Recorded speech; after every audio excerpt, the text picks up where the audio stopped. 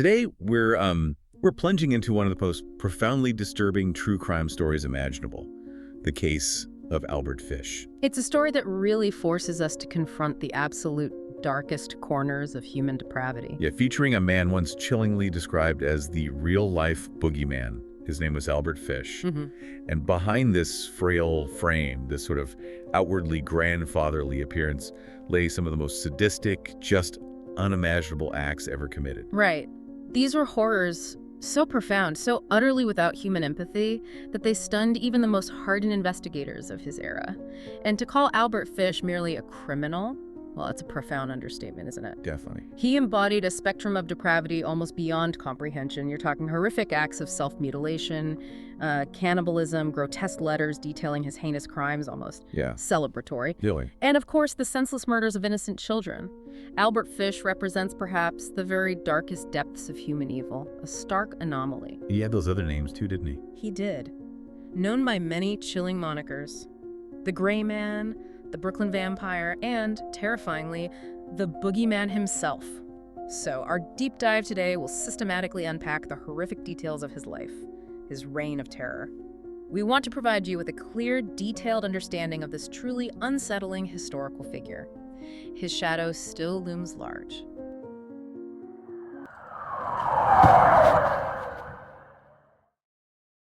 So let's begin at the beginning then. Try to understand the earliest threads of this monstrous tapestry. Albert Fish was born Hamilton Howard Fish, May 19, 1870, in Washington, D.C. And his childhood was marked by tragedy and instability almost right away? Yeah, when he was just 5, his father died suddenly, left his mother in a really precarious financial state, utterly unable to properly care for him and his siblings. Terrible situation. It was at this tender, deeply vulnerable age that young Albert was placed into an orphanage. And it was there, wasn't it? Within those seemingly benevolent walls that the twisted seeds of his sadism were, well, undeniably sown. And this is where the story takes its first truly disturbing turn. In the orphanage. Yes. It was there that young Albert was subjected to routine, brutal beatings by the staff. But what's particularly chilling, what truly sets his path apart, is his later admission. He didn't just endure it, he said he began to enjoy it. Enjoy the beatings. He derived a perverse sexual pleasure from the pain inflicted on him. Masochism. He later declared that the orphanage had, in his own words, ruined his mind. Ruined his mind. Wow. That statement itself, it raises a profound question, doesn't it? Was it a genuine insight, however warped, into his own deteriorating psyche? Or just some twisted rationalization for the horrors he'd later commit? It's hard to know. It was also around this time he adopted the name Albert, after a deceased sibling. Maybe a symbolic shift in his burgeoning, fractured identity. That's a chilling declaration. Ruined his mind. It really forces you to ask about the long-term psychological scarring from that kind of early brutal trauma. What does this tell us about the potential for early abuse to not just break someone, but to fundamentally warp their perception of pleasure and pain? Precisely. Fish's case is a stark, though obviously extreme, example of how foundational childhood experiences can shape an individual. It forces us to confront that complex interplay between environment and predisposition, and how, in rare cases like this, trauma can paradoxically become a source of perverse gratification. Instead of a deterrent. Exactly. This masochistic tendency where pain became pleasure got deeply interwoven with his sexual identity, his ruined mind statement. Maybe it was a desperate attempt to externalize blame, a sort of twisted self-awareness, or perhaps even a delusion that fueled his later claims about hearing voices. Voices commanding him. Yes, commanding him to do terrible things. By the time he was a teenager, Fish was already exhibiting deeply disturbing tendencies, hinting at the monster within. In his late teens, he moved to New York City. There, he worked as a male prostitute, and it was during this period he began sexually assaulting young boys. Already escalating. Oh, yes. A horrific pattern that would escalate with unimaginable cruelty in the decades to come. This wasn't just some developing deviance, it was deeply ingrained, a compulsion that would eventually define his monstrous existence. And what's particularly unnerving is how he managed to build this whole separate, seemingly normal life alongside all that darkness. Absolutely. In 1898, despite the growing depravity inside him, Albert Fish married Anna Mary Hoffman. They went on to have 6 children together. 6 children. And for 2 decades, he maintained this appearance, quiet, ordinary family man, raising his kids, going to church, interacting with neighbors. It speaks volumes about his capacity for compartmentalization. Hiding in plain sight. Exactly. How truly insidious his hidden life was. A chilling deception that let him hide his true nature for far too long. And it's that hidden nature we have to confront now. Right. Because behind closed doors, Fish was steadily unraveling. He developed these increasingly bizarre, violently disturbing sexual fetishes that just consumed him. He began practicing extreme self-mutilation, deliberately inserting needles into his body, burning himself with hot irons, savagely whipping himself with a paddle studded with nails. It's almost impossible to comprehend. And years later, X-rays showed this horrifying truth. At least 29 needles permanently lodged inside his pelvis, a grotesque internal monument to his obsessions. Just imagine the agony, the deliberate self-infliction day after day. It speaks to a level of pain tolerance, a detachment from his own body that's almost unfathomable. These weren't impulsive acts? No, they were methodical, ritualistic. Underscoring the depth of his disturbed psyche, those X-rays provided undeniable, horrifying visual proof of the private hell he inhabited, a physical manifestation of his profound psychological brokenness. And his wife stayed with him through this. Remarkably, yes, for almost 2 decades, until 1917 when she finally left him for another man. And that abandonment. For Albert Fish, that proved to be a critical breaking point, seemingly pushed him past some internal threshold. It was after this he claimed he began hearing voices. The voices again. Voices he insisted were God commanding him to torture and kill children.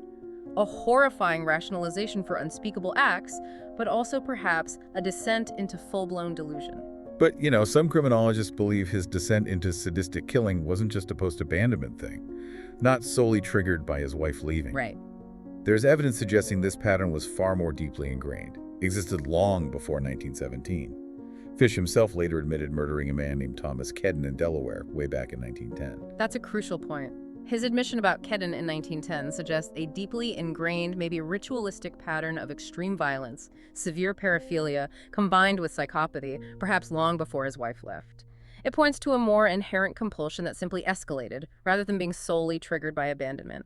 It was around this time he transitioned from self-mutilation to inflicting similar suffering on others. That earlier murder really underscores that he wasn't just broken by abandonment, he was already dangerous. And the world would soon find out just how dangerous.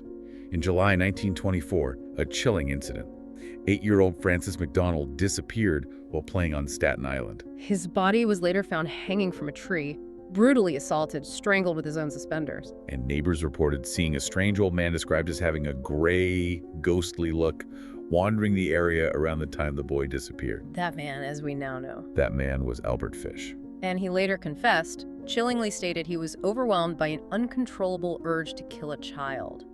This was a clear escalation, a horrific step from his earlier violence to child murder. It marked the beginning of the most horrifying chapter. Absolutely, a chapter that brought unimaginable terror to families across the region, made him the embodiment of every parent's worst nightmare. 3 years later, February 1927, another child vanishes. 4-year-old Billy Gaffney disappeared from his Brooklyn neighborhood. And a friend who was with him, who witnessed the abduction, he uttered words that would prove chillingly accurate. What did he say? When asked what happened, the boogeyman took him. Oh, God. And tragically, that friend was right. Fish later confessed, in graphic, almost incomprehensible detail, to Billy Gaffney's murder.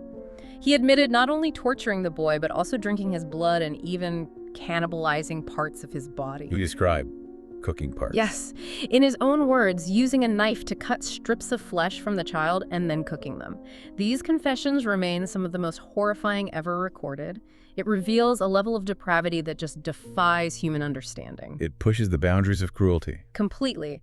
The progression from the brutal strangulation of Francis McDonnell to the ritualistic acts with Billy Gaffney shows a horrifying escalation of his pathology.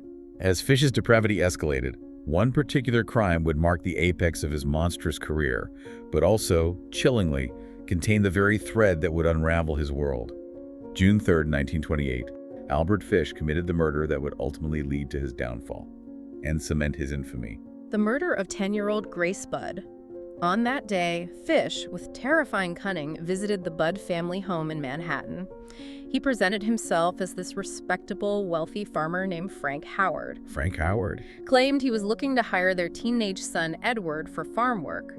But his real, sinister attention quickly turned to Edward's younger sister, innocent 10-year-old Grace. His ability to charm and deceive, it's chillingly effective. It was. The Budd family, tragically unsuspecting, believed his fabricated story, convinced by his calm demeanor, the seemingly legitimate offer. And they agreed to let Grace go with him. They did. To what he claimed was a birthday party for his niece. They would never see Grace alive again. Unimaginable. What happened next, what happened to Grace Budd, is almost too horrifying to describe fully.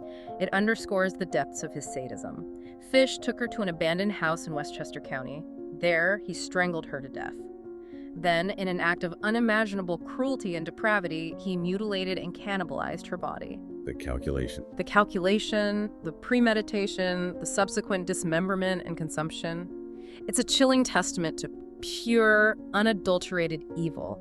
His complete lack of conscience, a hallmark of psychopathy. And for 6 agonizing years, Grace Budd's case went unsolved. Her family endured years of not knowing, years of torment, unbearable grief, holding on to this desperate hope she might return. And then, in 1934, something truly chilling arrived in the mail. The Budd family received a letter. a letter that would forever haunt them. A final sadistic torment from the killer himself. It was written, disturbingly, by Albert Fish. What did it say? In it, he described in gruesome, sickening detail how he'd lured Grace away, how he had murdered her, and then with abhorrent specifics, how he had cooked and eaten parts of her body. My God. That letter stands as one of the most chilling, most horrific pieces of evidence ever found in criminal history. It wasn't just a confession, it was a taunt from a monster, a final act of psychological torture against a grieving family. 6 years without answers? Then that? Today, with modern forensics, databases. Such a delay seems almost unthinkable. What were the big limitations for investigators back then, in the 20s and 30s, that let someone like Fish get away with it for so long? That's a critical point for understanding the era, absolutely. Unlike today, you had no centralized DNA databases, no advanced fingerprint analysis like we have now, certainly no internet or rapid communication networks linking police departments across states. Very different world. Completely. Investigations were heavily reliant on eyewitness accounts, often fragmented, unreliable. Physical evidence was frequently poorly preserved, and just painstaking manual cross-referencing of records. So you could just move around. Exactly. Fish's cunning, his transient lifestyle, preying on children in different areas across states, it made him an incredibly difficult target for the fragmented police forces back then. This letter, sent by Fish himself, was ultimately his undoing. It contained a single, seemingly tiny detail, the logo of the New York Private Chauffeurs Benevolent Association printed on the envelope. That provided the crucial clue detectives desperately needed. It allowed them to finally track him down. Incredible. The letter itself led to him. The letter not only confessed the unspeakable crime, but its very existence was this unspeakably cruel, calculated act of psychological torture. A monster flaunting his triumph. So detectives, following that tiny clue, traced the letter to a specific rooming house.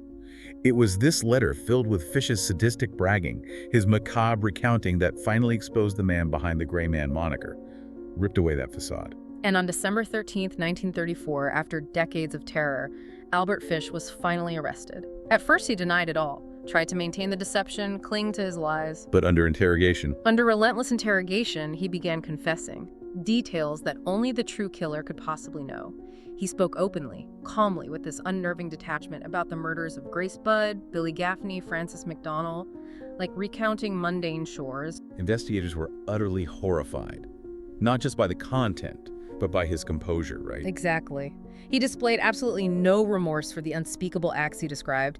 Instead, he seemed to almost relish recounting the gruesome details, spoke about them with unnerving detachment. One investigator famously called him a man who felt no pain and knew no fear.